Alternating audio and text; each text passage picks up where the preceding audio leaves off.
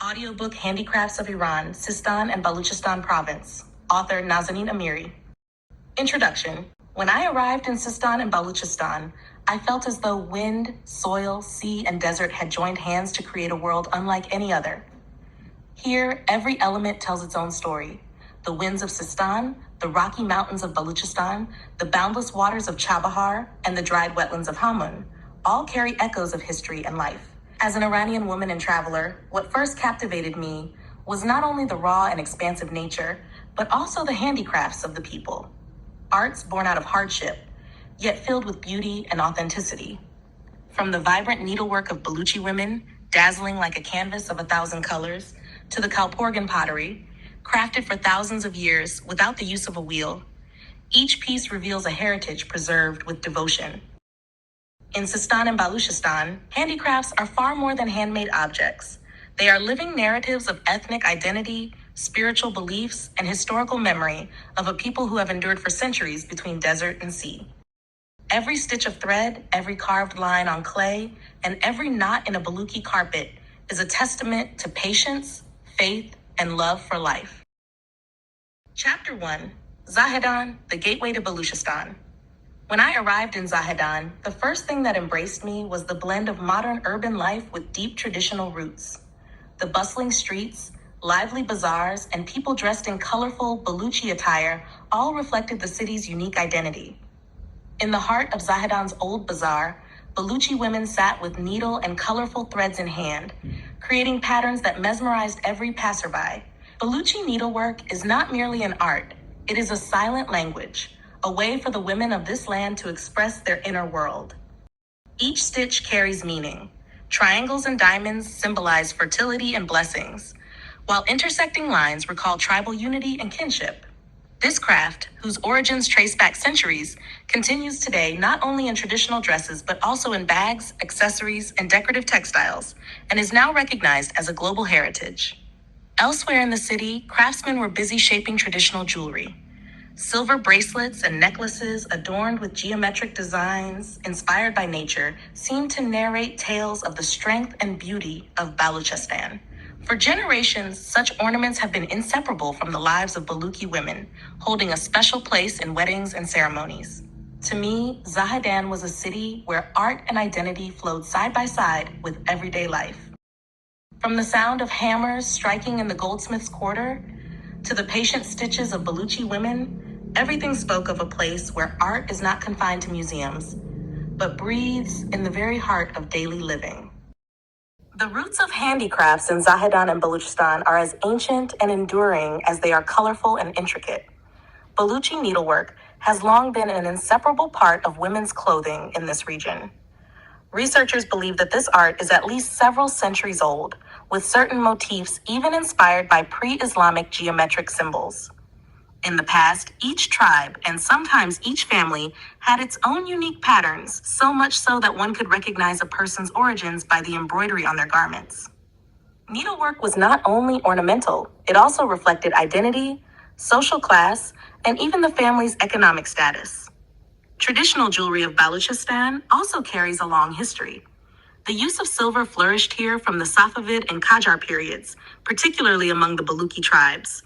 Ornaments such as bracelets, anklets, and necklaces were not merely decorative. They symbolized strength, prestige, and spiritual protection.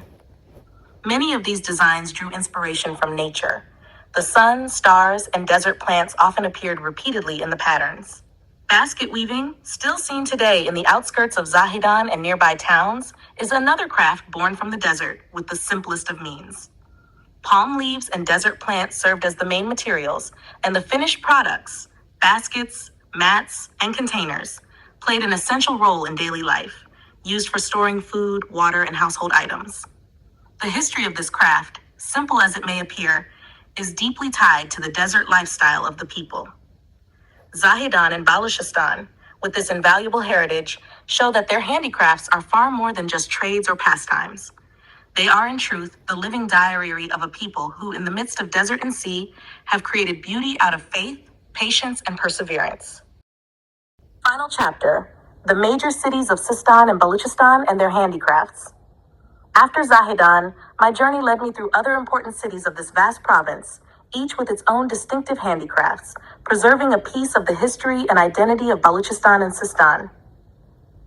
Zabul, basketry by the shores of Hamun Zabul, with its ancient history and the now dry Hamun Lake, holds a special place in Sistan. Basket weaving here, using reeds from the wetlands and palm leaves, has been a vital part of people's lives for thousands of years. From large baskets for storing grains to lightweight mats for desert homes, this craft reflects a creative response to the necessities of life in arid lands. Historical texts from the Safavid era and even earlier mention boria, or reed mats, the very ancestors of today's basketry. Saravan, Kalporgan pottery.